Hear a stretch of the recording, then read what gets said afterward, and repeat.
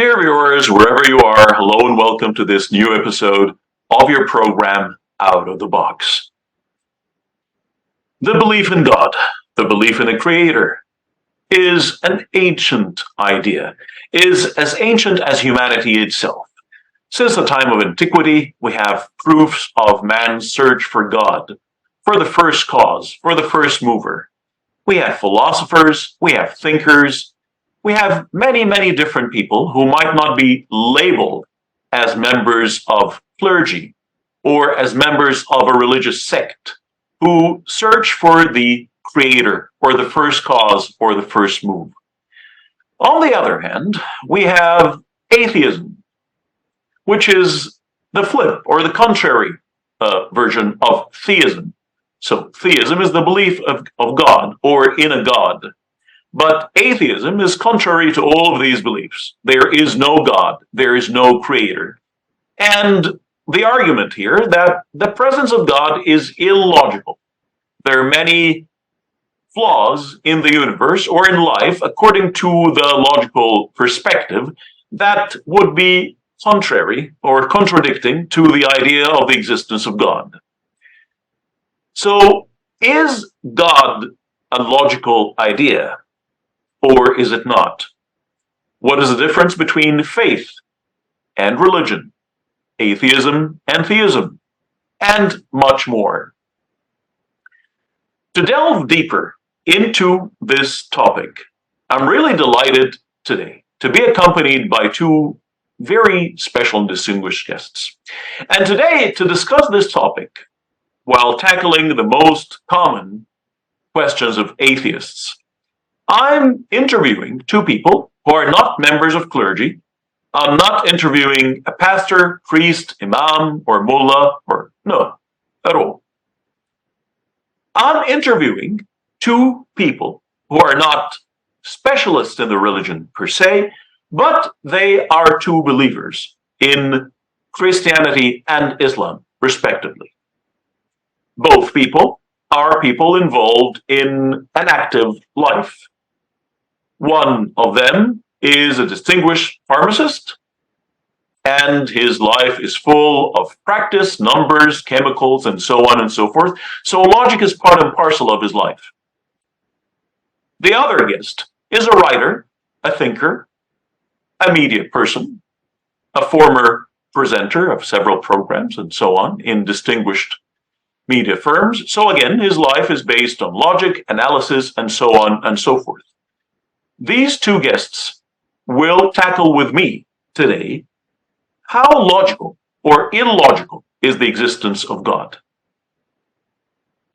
And welcoming, respectively, and again, I will be just introducing them, like refraining from using titles. Of course, like there's Doctor and there's Mr. with us here, but just the Canadian way, relief, is I'll be welcoming, with all respect for the titles, of course, I'll be welcoming Issam Bayoumi and Hani Taufilis. Hello and welcome to the program. It's a real pleasure having both of you with me today. Pleasure is mine, and thank you very much for having me. It is my pleasure to be with you, Mohammed. It's a very interesting subject. It's a real pleasure having both of you. Let's stop here with this short report about the most common questions of atheists that we will tackle and discuss during this episode, and we'll be back to more discussion. Reasons for being an atheist. Many people are atheists because of the way they were raised and educated. So it is likely that someone who grew up in a communist country would not believe in God because the system of education and culture makes it normal for one to be an atheist. Many people are atheists because they believe there is no evidence for God's existence, or at least there is no reliable evidence. They argue that a person should only believe in things for which he has good evidence. Some atheists say that we should assume that God does not exist and place the burden on those who believe in God to prove that God does really exist. Some atheists might argue that since the entire universe and all creation can be explained by evolution and scientific cosmology, we do not need the existence of another entity called God. Some atheists say that the argument for the existence of God are not convincing. For example, if an atheist is told that everything that happens has a cause, so since the universe exists, God must exist in order for him to have caused its existence. Then the atheist might respond by asking, what caused the reason for God's existence? The argument may continue that if God does not need a cause, then perhaps the universe does not need a cause either. And the atheist also says, if God was already perfect before he created the universe, then why did he create it? How did he benefit from it? And if the universe has a cause, then maybe a cause caused by something other than God. Dear viewers, after watching this short report for the most common questions of atheists, we're back to our discussion with our guests. To start off, what we'll do today is that I'll be asking each one of you a question, but the other person has the absolute right on commenting on it, totally agreeing to it. So I say I totally concur with what my partner said, or I might disagree in a point, or I might add something. Again, of course, we're not preaching in any manner. We have full and complete respect for all faith, for all kinds of belief, and this program starts at an equal distance from everyone. So to start with, again, with all respect to titles, starting with Hani Tawfilis, if I would ask you, you are a believer in Christianity and a believer in God. To what extent do you think that this belief comes from faith only, from scripture, and so on? And to what extent is this from logic? It has to be mixed, Muhammad. Like you can't say that we are born choosing what we are in real life. Mm-hmm. So it depends on how you were brought up in your family style, how you try to enrich it, and how the way you read and think about it and add all of those things together. So if you're born in a Christian family, of course, they have to raise you in a Christian way. They have to teach you how to read the Bible, how to interpret it, and go through all of the subjects that come with it. This is not enough. You yourself have to read and go between the sentences and find out if this suits you or not. 99.9% it suits you, because this is where the circumstances that you're brought in, that where you were born into, and you enrich it and take it both. You cannot say it's 100% faith or 100% belief. If you have 100% faith, you need a zero proof. If you have 100% proof, you need a zero faith. So it's a mix of both. You cannot have the absolute of either. Yeah, thank you very much for this clear, precise, and concise answer. And Sam, do you have anything extra to say about this point? Do you have any comment to say about this point? A very good answer, I guess, to this question. And I just add that I believe that theism creates faith. So, like I talk about myself, I remember that, as he said, like you come in a family and this family brings you up accordingly what they believe in. But for myself, I used the reason when I was at the stage of like high school maybe. I stopped there and I thought about life and why I am here and why I am living in this specific religion. And then I came up with like a clearer belief, if I can say. So for me, the reason created or fascinated or supported my faith. Okay, thank you very much for this answer too. Okay, so this time I'll be asking you, Hassan. So we talked about the importance of logic versus faith and so on. Atheists would usually argue that logic and faith contradict one another.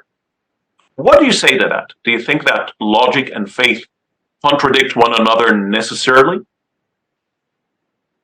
I might repeat what I just said that like logic cannot conflict with faith because if you use logic the right way, it will arrive you. It will take you definitely to the right faith or to believe in something.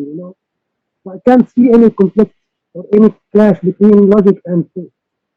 Mm-hmm. You don't see any kind of clash between logic and faith. The follow-up question would be here. So somebody might argue, if I tell you, do you have faith that the sun is shining in the morning? Somebody might tell you, what is faith in that? Like, I see it, you see it. I don't need any faith here. So wouldn't faith entail or like necessarily require something that is non-tangible? Exactly, like of course, like there is a difference between faith and knowledge. Faith, like it comes when you believe in something that you don't see. But Okay. knowledge, Yeah. yeah, knowledge is different. So knowledge is something that you can feel, that you can touch, that you can see. This is knowledge. But faith is different. So but you can use your logic to arrive at faith. And this is what I said exactly. Yeah. Okay, so you can use your logic to prove your faith. And this is, by the way, when we come down to during the discussion, the atheists don't believe in this. Mm-hmm. Yeah. Because what my role here today, of course, like every episode, I don't represent myself, but I always represent the other side. So I'm the atheist in this episode. So I'll be always showering both of you with these questions here because my other follow-up question, and then I'll ask Athiesm to please comment on this, is which comes first, chicken or the egg, faith or logic? Or do they come simultaneously together in your opinion? You add them both together. Like as I said at the beginning, that if you have 100% proof, you need a zero belief. And if you have 100% belief, you need a zero proof. And this will never happen. So the mix between both comes and build your way of accepting any situation. Like as you said, the example of the sun, that's 100% proof. The sun comes in the morning, the sun has a heat, the sun has the light, the sun is a tangible thing that they can travel to it if they want to. But when you come to say that the sun is the reason for giving the plants the way to live or the flowers to open in the morning time, you cannot prove this. It's just something you see it and you put your logic into it, and then you apply your way of thinking. Or when the sun comes out, the flowers will open, the birds will start flying, the animals will start awaking, we will start opening our eyes. Why? That's something which you add the logic into it. That this is the morning, and when it disappears, the night comes in, then we rest. So you take both together and you apply it in the same time, because you cannot take one and make it absolute against the other. So again, a follow-up question here would be, the atheist might argue, well, today you and I, it's basic knowledge, photosynthesis. We know photosynthesis is a basic thing that makes plants grow, and and it's like absorbs carbon dioxide and so on, and gives us oxygen to the air and so on. But before, people never knew about photosynthesis. So why wouldn't I argue that even if there is a God, there might be tangible evidence for that? If you want to have an explanation on this, if you paint yourself green, will the photosynthesis apply to you? I don't think so. Yes, exactly. I don't think so. Exactly. So there is a logic reasoning for it. Who arranged this? is a supernatural power. And that supernatural power look into the minute particles of every subject and give it its own way of living or its own way of mutation or its own way of surviving or how to utilize what's available in the nature. This cannot happen by itself. And this is where the logic comes in. I agree with the people who says that the earth have created itself. Okay, so why the plants are different than the humans, than the animals, than the birds, than the things which don't have any tangible thing.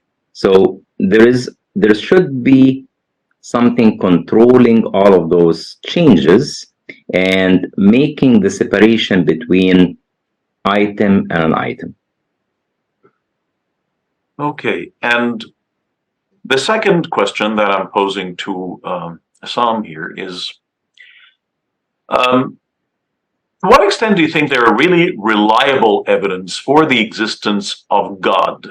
And here I'm talking about God and not a first cause. Because if we look at history of philosophy, we find people like Plato. He talked about the first mover, the first cause. He didn't name it God. He said it should be logical that there is something that came from nothing, that there must be something eternal. Because, if we go on in this, it will be an endless saga. If I just say that, this came from that and that came from this, so there must be something that did not come from anything. But he never mentioned God. If we look at Hegel, so Hegel in his dialectics that were later on used by Karl Marx, and he's one of the great, pillars of modern philosophy. Again, with his dialectics, he reached something that he called the ghost, not God. So my question to you here is, are there any logical evidence for the existence of God per se, and not only a first cause or a first mover? Yes. Okay. I think this is a hard question a little bit. I can say, of course, there is lots of logical evidence. If you can say. So let me rephrase my question here again. It's again, we're not discussing the logical proofs for the existence of a first cause or first move, but we're talking about logical evidence for the existence of a supreme, almighty God who is omniscient, all-knowing, omnipresent, present in everywhere, and omnipotent, invincible. Yes. You mean like the belief, the self personal belief, or because you said you don't need the evidence for his existence, so you need the relationship between the person and the God. You mean? Yeah, a God. So a God, what is the difference between the first move or the first cause and a God? So the first cause, be it, let's just use for the sake of argument, Mother Nature, let's say. Okay, so Mother Nature made the first move, and that's it. That's it. Like, Mother Nature does not require anything of you or me or whatever. Like, this is an argument of some people who would later on be called the deists. So deists would believe, yes, okay, maybe there is a first cause or a supreme being, but it just sort of, wound the clock and just let it go, and no longer interested. So no longer interested in what's going on, and there's a timer. When the timer comes, all of this will end, and that's it. But no longer interested. So this what maybe the perception of some philosophers. But why would there be a God, an almighty, all supreme, all knowing God? Is there logical proof for this? Yes, I think the proof. You said no, you don't look for the proof. You want the relationship. So I believe that what will make the relationship with God here, and believing that He is a God with all His powers and capacities, is not the proof or the evidence. It will be the revelation like that he sent you a messenger, for example, that detailed for you what he is exactly. Because if you just talk generally speaking about the super supreme intelligence or something like a deity or something, I think all the opinions will be the same. There is a power that's higher than us and the controlling us. But if you come to this very specific or delicate meaning that you're looking for, this doesn't come unless through a messenger that this God had sent down to the humanity, for example, and he revealed himself through this messenger. It's what I believe, I guess. So you think that revelation would be a basic and part and parcel of any belief in God. So, so through revelation, we would know the supreme. Okay. Difference between a belief and another one. Okay. Between us different beliefs. Okay. Kind of the traits of this God. I understand what you're saying. I totally understand. And Hanitophilos, do you have any comment about this? Do you want to add? Yeah, just mild one. Like I agree with him that there is a personal belief that God exists, but you know, in humanity, in our way of life, there are different religions. There is Christianity, there is Islam, there is Judaism, there is Buddhism, Hinduism. All of them believe in a God. Is their God different than mine? Is their God superior than mine? Is mine superior than theirs? What I believe in is what dictates that I believe in my own God. Where did I get this idea from? From the teachings that I have, from the readings that I have, from the way I was brought in. And if, as I always say to lots of my even clients in the pharmacy, if I was born in a Muslim family, I would be a Muslim. All what I will have to do is just to listen to them and see what's happening, enrich my way or reject my way. If I am brought up in a Jewish family, I will believe in the Judaism and I will enrich myself into this. Everyone to his own belief and his own critical or criticism of their own beliefs, enrich his own way of life and believe in it. And very hard that you can switch from one belief to another, especially when you reach a certain age of maturity, that you're content with what you have and you continue with what you have. So I think they're sort of intertwined or tangled, like together, like they are inseparable. They sort of come hand in hand, you'd say? It's impossible to separate them. You're living your life always believing that this God exists, and you're always believing that that God stands by you, and you're always reading about it and enriching your information about it. It doesn't matter what religion you are in. It doesn't matter what you believe in. It doesn't matter which God you have. Okay. Because you see it in different forms.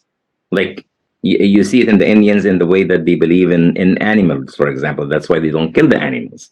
And you see it in our Christianity in a different way, in Islam in a different way. But at the end, there is an entity which is powerful that all of those people who believe in those religions direct their attention to that God they believe in. Okay, so the next question is for you. And somebody might say, and again, excuse my language, but here I'm representing the atheists. Somebody might tell you, oh, shame on you, really shame on you. You're a pharmacist, you're a man of science. You deal with very sensitive, your job is a very sensitive thing, like 1 extra milligram can make a matter of life and death. And every day in your lab, you measure things and you study this and that and so on. How come is it that you don't believe in history, like in cosmology, in theory of evolution? Like everything can be proven with theory of evolution. Like everything you must take to the lab and test. You did not get your degree as a pharmacist just by, believing in established facts without you testing them in the lab yourself. You tested everything. So really shame a man of science like you to just say that there is this God. And again, it's not me, but it's the atheist speaking. How would you But reply? it's not shame on me at all. It's very, very easy. Like, I didn't come as a pharmacist, just going out of the high school and saying I am a pharmacist and would become a pharmacist. But I had to enter the university, study, and go to the books. And if I don't believe in that book that it will teach me how to transfer this element into a medicine that it can treat that disease, without that knowledge, I wouldn't know. And that knowledge doesn't come to me from the space. It didn't come to me from the evolution. It didn't come to me by itself. But I reached the point by studying and reading about it. This has nothing to do with God Himself. God is a belief. God is a direction of behavior. God is the way that you are living and existing and using this knowledge to make you a different person than the others. If you can do this, then you are a good believer. If you can't, I'm not going to say that you're a bad believer, but you have to switch yourself into something else to believe in. But again, like your degree, again, it's like there must be specific paradigms and measures and frames of reference for this. So let's say today I get 100 books of pharmacology and zoology, botany, etc., etc., etc., and I start reading them. Would this make me like you? Like again, there has to be real, yeah, like he's a nice pet. Yeah, so there has to be specific, standards for things. So again, somebody might tell you, what you're saying, I'm sorry, still contradicts the science you represent. When I look at you as a pharmacist, I look at a man of science. And again, why don't you say that this knowledge you have came through the study of nature? And nature, organized itself through natural selection, the survival of the fittest, not the strongest, but the fittest. It was the survival of the fittest, not the strongest. So a cockroach was able to live while a dinosaur perished. So it's not the stronger, but the more fit. So again, why are you saying that there is this God while you don't have any tangible evidence for it? Well, as I said before, not everything in life that you take it on that study way. Like, say, for example, I discovered a medicine to treat cancer. Okay. It didn't exist before. We discovered it, do some research, look into it, and we apply it to the patient, and it's treating the cancer. For example, if it doesn't treat it, then I would say the nature is wrong, or my studying is wrong, or my way of going into the knowledge is wrong. I'm not saying that God will say, yes, you're treated, or not, you're not treated it. But the human nature by itself is looking for solutions for different tangible questions or tangible situations to solve, which is not wrong. This has nothing to do with belief. This has nothing to do with God. God mainly, the way we're looking into God is the way that He's the creator, like any company. Like when we say that I went to pharmacy, for example, is there a head of the university? There is a head of the university. Are there teachers? Are there tutors? And there are students. There is always leveling in this. Why there is a dean? Why it's one person who works as a dean? So this is the God of that university for that time being. And that's the way that whatever who's graduated from that university during that era, where that dean is the head of the professors in that university, he will say, I am the student of Dr. So and so. It's different stories. So that's the same way in our belief in God. We say, God created this, and there are some messengers for messages come from him, and there are some prophets comes after him, and there is where we build our knowledge about that God. So you cannot separate both or say this is the only absolute way or this is the only absolute way. As I said, It cannot be 50-50. It could be 60-40. It could be 70-30, but it will never be 100 and 0. It's impossible. Okay, so there must be some kind of elements from both sides. It has to be. It has to be. If we take the absolute, then we are lying to ourselves. And any company has a general manager, has a department heads, and then has an employees, and has a janitor. That's normal circumstances for any structure. When we say the mafia, for example, they have the godfather. So what? Why the godfather is on the top? To control the actions of the others. So everything to control it or to make it workable and functionable, you have to have someone does the planning, does the organizing, and let the work to the others to do. So we are the others to do. Maybe we are not the top of the schedule. Maybe we are on the middle of the staircase, but we have a position, and that position we have been put in there for a reason to serve the other people. And okay, so Assam, if I would ask you to comment, but again, like this hierarchy here. So there's this need for hierarchy, there's this need for a pyramid of structure. And of course, the base is usually much wider than the apex or the top. Do you concur 100% with what Hani said?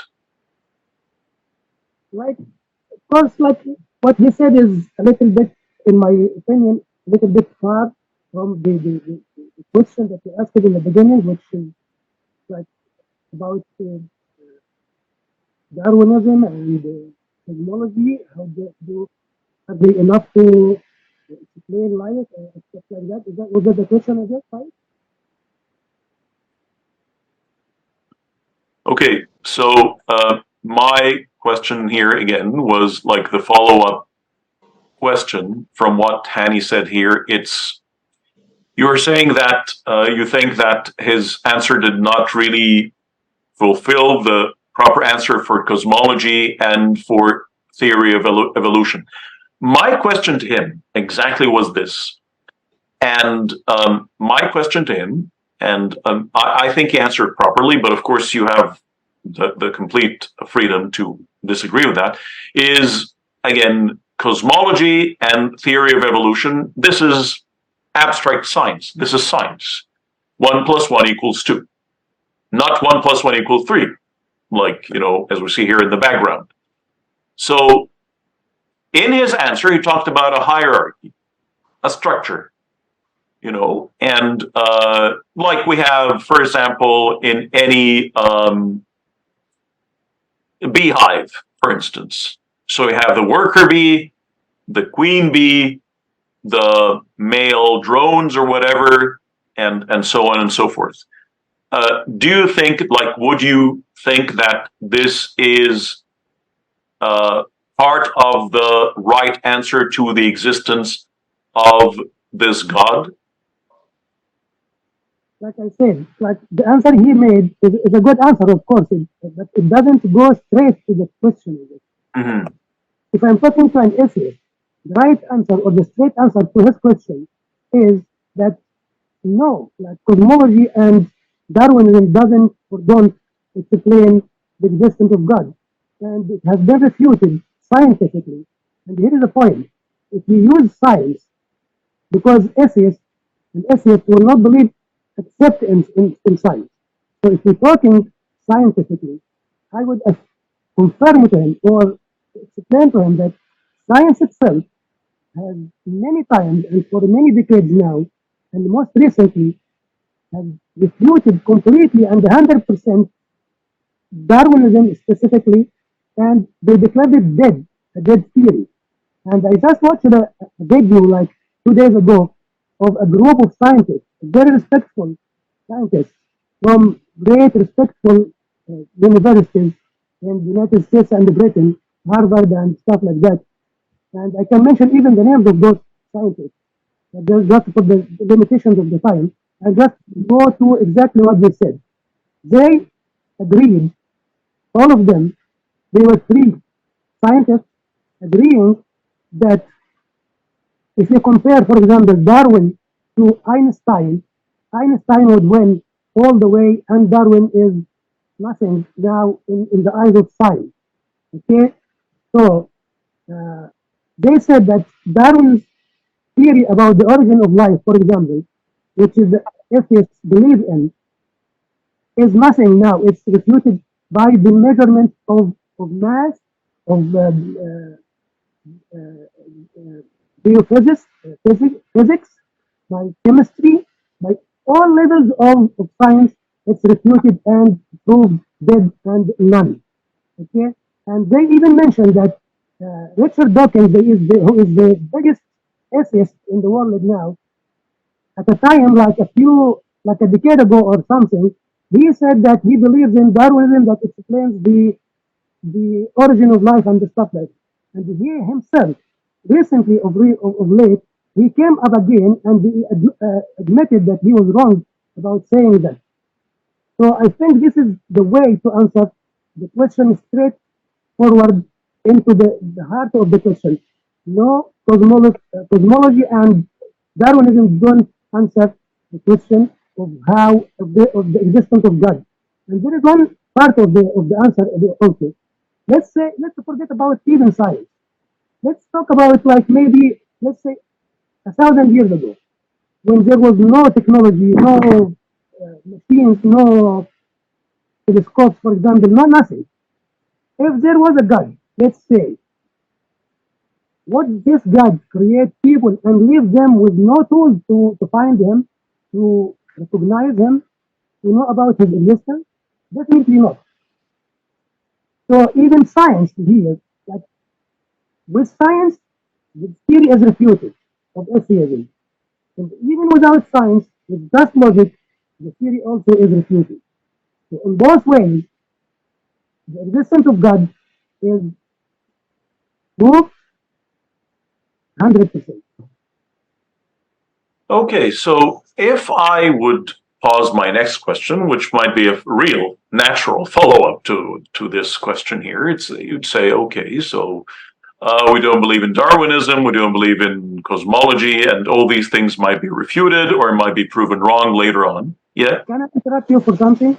Okay. Like, as you started the episode here, it's not a matter of believing now. It's not, we don't believe in Darwinism. We have proved Darwinism dead, wrong. Mm-hmm. Because with empirical studies that it's wrong. It's different from belief. Sorry, go ahead. I totally understand what you're saying. Yes. So it was proven scientifically, Exactly. with logical, proofs that it does not really work today, Yes. with evidence for maybe some theories of cosmology and so on, because there are also some arguments here and there about the Big Bang, Big Crunch. Again, some people would say it's not exactly as it was explained or depicted.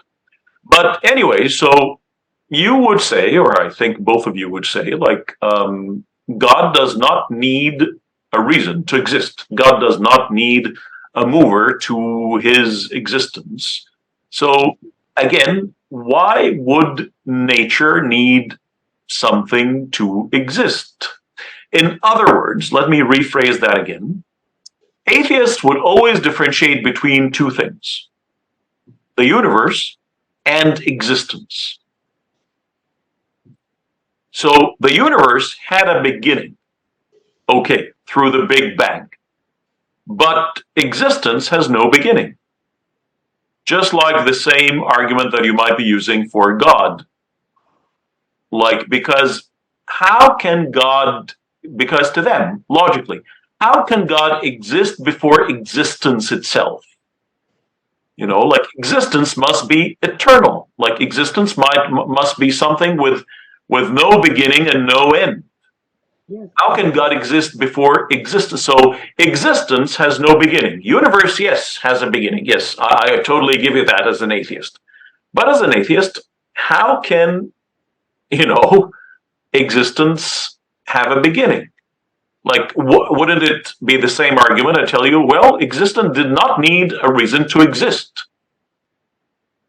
Yeah, this goes back to the core question that atheists place. Like, who is the first cause. So yes, the universe needs a cause for it to happen. But the creator himself doesn't need this cause.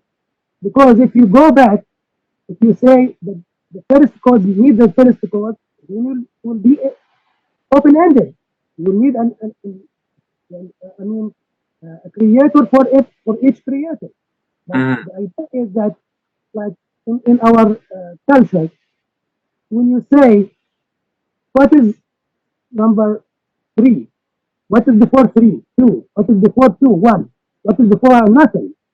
So there should be a start that is nothing. There is nothing before it, and this is Mm-hmm. God. And unless otherwise, it will just go infinitely. Like it will be not reasonable, not logical. So if you Mm-hmm. use your physics, you will come to the conclusion that there should be just one thing or one Mm-hmm. creator or one power that was the first cause or first creator for everything. From here, you can say yes, the universe needs a causer or a creator, but the creator himself doesn't need. Mm-hmm. Okay, so Anitophilus, I'd really like to hear your comment about this question, but I want to add a little bit here again. Because somebody, again, talked to you as a man of science here. So numbers, just like Islam said numbers. So numbers are not divine, they're not God. Nobody said numbers are God. But what is the biggest number? What is the smallest number? This is infinite, isn't it? So infinity is not limited only to the God.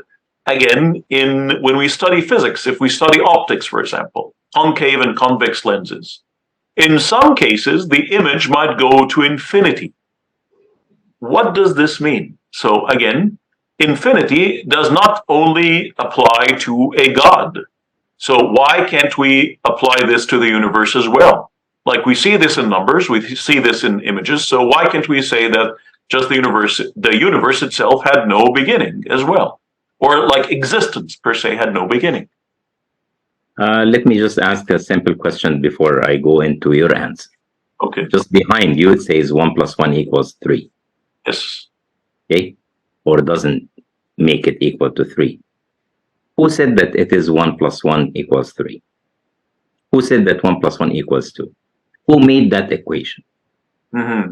We made it. So why did we make it? We made it to simplify our way of understanding. And we made it that we have a common language that we can talk about, that all of us, or both of us, me and you, will understand that 1 plus 1 equals 2. Then the logic is there. It could be 7 plus 7 equal 2. But when they created at the beginning, to make it simple that everyone anywhere can understand it, they created that system, or we created as human beings that system to understand it. The same as we created the knowledge about the science, we started to study the nucleus, the atoms, and the combination of atoms making a product and things like this. We are the ones who defined what we wanted to look into it. But those things are existing before we exist. Those things are existing before we thinking about. Like nobody said that at the beginning is it was 0 or 1 or 2 or infinity. We are the ones who put those things that for our mind to simplify our way of knowledge, or our way of common sense, or our way of common dialogue. But it could be something completely different. And that's why God is infinite too, and doesn't have a beginning and an end. It's the same way. Like if you want to think about God the same as numbers 0 and infinity, it's a 0 and infinity. He's both, or that power is both. Because as I said, God to me is a different example in my mind, different than the God into the mind of the Muslims. It could be the same. It Mm-hmm. could be. But that's why there are different religions, different people, because everyone wants to belong to that cult, to that group, to that system. And that's normal in the hierarchy of nature. So does God exist before the beginning and he will continue till the end? We don't know even when is the end. But we are limited in our knowledge, and to make it simple for us, we created the systems that makes us think about. So it's us who are making the problem, and it's us who are making the solution to those problems. So do you think again, like that 1 plus 1 would not necessarily equal 2? So one would argue, no, like in the very beginning, people would start counting like pebbles or stones or whatever. Like if I put two pebbles together, like one pebble and another pebble, there'll be two pebbles, or like one. Who call them one and one? Who called them one and one? Why didn't we call them two and two? Okay. And they're equal to one. We are the ones who made the system. We are the ones who created it. We are the one who wanted to make it understandable to our own mind that we can communicate through it, me and you and Dr. and Mr. Assam. Otherwise, we can make a completely different system. But now it's too late to do this because everything is built up on those binary systems. Okay, I see. Muhammad? Yes, go ahead, please. Yes, if you want to. Dr. Hani just drew my attention to something very important, I guess. Like, what is what we should think about here is the origin of knowledge, not the origin of Allah, of God. Because, as he said, as he explained, he did a very good explanation of this thing. So it comes to the mind, how did we get to have this kind of knowledge that we have, that 1 plus 1 is 2, not 3, or not 7, or whatever? I believe, as a believer, that this didn't come except from a God that He has had sent us messengers to teach us. And in our religion, it says that God had taught Adam his first creation of human beings, everything. And from him came down all the knowledge that we have now. So otherwise we could have had, as we noted, maybe 7 plus 7 is 2 or whatever. And this is, I think, a very important idea here. Okay, so the last question. Yes, of course. Absolutely. The last question here I have, and just to draw your attention and of course our dear viewers' attention, we'll be discussing this topic over 2 episodes because there are other points again, and it's impossible to just cram all the points in one episode. But the last question in this episode are for Hani Tofilis here, and like you believe in a God that is supreme, that is omniscient, all-knowing, omnipresent, present everywhere, omnipotent, like is sublime, like does not need anything. So why would he need the universe? Like, why did he create this universe? Why? Like, what does he need of this?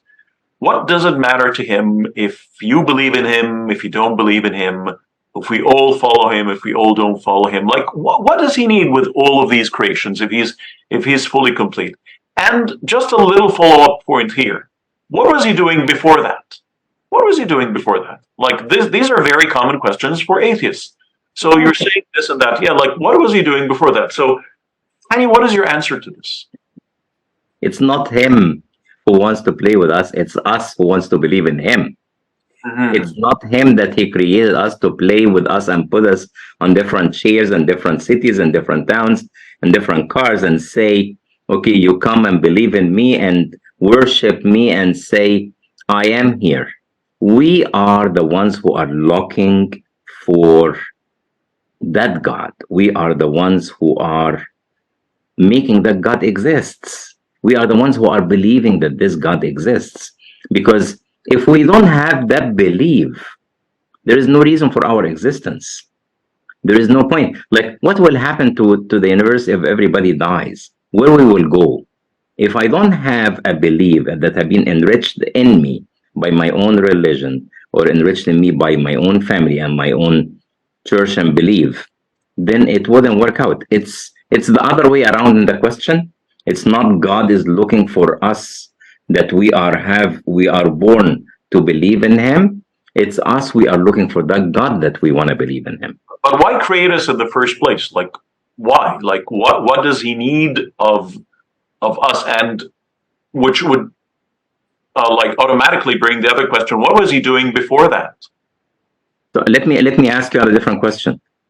Do you think animals have a meeting like this, like a group discussion like that, to say why are we lions or why we are giraffes or why are we cows Probably and not. why those exist? Probably not. So we are one of those creations of God. We are not the only one existing on the planet. There are plants, there are birds, there are animals, there are insects. There's lots of insects we had never been seen before. So it's not that way that God is creating those things that He wants to see what they will behave with each other. We are the ones who are creating the circumstances around us that we have to make a sense of our existence. And I would ask do you have any comments about this same question? I will just build on what Dr. Hani said. What I have is to say, that did you have a choice to come to life or not? To ask God why did He brought you, created you, or what He did before?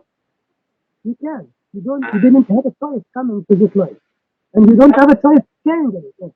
So you don't have a choice coming or leaving. You don't have to ask those questions in the first place. By logic, if you use your mind. If you like for example, with the big difference in the analogy. If someone in a concentration camp, for example, then he asks, "Why are you making me do this, and not that?" He can't ask. He is confiscated or locked in this place. So, of course, with the difference in the analogy I'm saying, God created us without any like choice from us. Then we can't ask him. It's not, we can't ask him, why did you create us? And in our culture, we believe that God said to us, لا يسأل عما يفعل وهم يسألون. He is not to be asked what he's doing, but they will be asked what are they doing. But I'm sorry again. Isn't this dictatorship? If you want to take it like this, you're free. Here comes the belief. The belief. If you believe in God, then you will accept all the ideas. If you don't believe, you will reject everything. And this is mentioned even in our book. Okay. That most of the people will not believe, and we are free. And he tells you, you're free. If you don't want to believe, it's up to you. It's your choice. No obligation, no force to make you believe or not. It's very fair, I guess, fair game. I totally understand. And Hani, do you want to have another? Yeah. Like I just wanted to add a small thing. Yes, like the point of you don't have a choice of being existing, and you don't have a choice of when you will leave. Some people have the choice when they want to leave, when they want to end their own life, which is that's their own choices. This is the natural way we have, but they wanted to end it. Go ahead and end it. But those people automatically they don't have the same belief in the same God, which that group of people believe in, because I don't want to make it specific, and you don't find it say that atheists will end their own lives. Why do you wait till your life ends by itself? If you want to end it, go ahead and end it. What's the point of your existence? The whole universe, our relationship with all of us together, our different, like we made our own countries, like we made our own borders, we made our own lifestyles, we made our own way of communication and way of business we deal with. We are free to do whatever we want. We are free to believe or not to believe. We are free to live the life we have in the way we see it. Why we look for a God? We look for a God because that's the moral value. That's what enrich us to have a good relation with each other. That's what will make us different than other animals or plants or insects available on Earth. That's all what I wanted to add. Okay, really, again, this is we come here to the end of the first part of this discussion because there are definitely other important questions. And I'm really delighted again to have both of you, and of course, with full respect to Dr. Hani and Mr. Hassan, who I just refrained from using their titles during this episode. But I really thank you very much for being with us, and really looking forward to having you again in part two. It would be a real pleasure to have both of you with me again. Thank you, Ham. Thank you very much. We'll be all together. Okay. Thank you. And dear viewers, if we were to come to a conclusion here, and let me take from my dear guests here, it's the matter of free will, really. Like, if you want to believe, you may believe. If you want to disbelieve, you may do that as well. Like, I think the major problem really comes from us humans. It does not come per se from the first cause or the God or like Mother Nature, whatever you want to call it. But it's us trying to look down upon or treat with disdain those who believe something different than us. And I think this is where the major conflict is. And it's again like being a bigot, being an extremist thinker, whether you're an extremist believer or disbeliever again. So it's my way or highway. I will not take no for an answer, and I refuse to look at it from a different perspective, which is something that is really odd when it comes to belief, because we don't have any problem with a friend of ours when we go to the movie theater, we watch the same film, and then I say, this is the best film I've ever watched in my life, and then my friend would say, I hated it. We don't fight over this. It's a different perspective. Again, my favorite dish can be totally, a very bad dish to another person. Why is that no problem? Can I say that, okay, gray is the best color in the world, and if you think that red is, you're not my friend anymore? So why is it really, when it comes to belief or disbelief? So if you don't believe like me, and not only in a God, but in the way I believe in this God, you don't deserve to be here. Or I don't believe in a God. And if you believe in a God, you're an idiot, you're a backward person. And we start slandering one another and calling each other names to make each other look more down and more ridiculous, and to ruin each other's reputation. I think really the real battle is not with metaphysics or whatever is beyond there. It's between us, really. It should be really an intrapersonal discussion. I wouldn't even say interpersonal. I wouldn't say you and me, but you need to start with yourself. You need to have this intrapersonal. You need to start talking to yourself, really. We're in real need for this internal discussion, and to stop exalting ourselves over the others. Like, if you have this belief and you're satisfied within, good for you, but it's good for the others too. And this is the only way for life to continue. We've tried this. I think human history have tried that. We've tried this much too many since the beginning of time. If you are a religious believer, you believe in the story of Cain and Abel. One killed the other. Did this make life any better for anyone? No.